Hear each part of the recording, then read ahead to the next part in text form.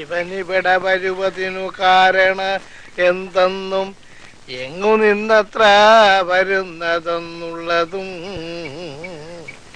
ഉപവനവും മനുഷ്യമതു കാക്കുന്നവരെയും ബുക്കോടു മറ്റുള്ള നക്തഞ്ചരരെയും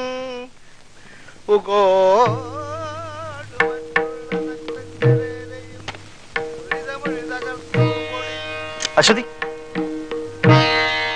എന്തിനാ ഇപ്പൊ ഇങ്ങോട്ട് വന്നത്? അസുഖം വല്ലതാണോന്നറിയാൻ. അസുഖമൊന്നുമില്ല.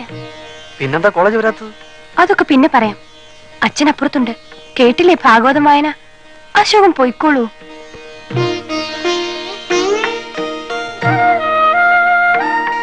എന്താണ് കോളേജിൽ വരാത്തതെന്ന് പറഞ്ഞാലേ ഞാൻ പോകും. അയ്യോ, ഒന്ന് പോകുന്നേ. അപ്പച്ചി ഇപ്പൊ വരും. ആഹാ, അപ്പൊ അപ്പച്ചി ഇവിടെ ഇല്ല? ഇല്ല, അമ്പലത്തിൽ പോയിരിക്കാ. അത് നന്നായി. വേണ്ട, കയറണ്ട, അവിടെ നിന്നാ മതി. കോവിലൊക്കെ ക്ഷയിച്ചെങ്കിലും ആചാരങ്ങളൊക്കെ ഇപ്പോഴും ഉണ്ട്.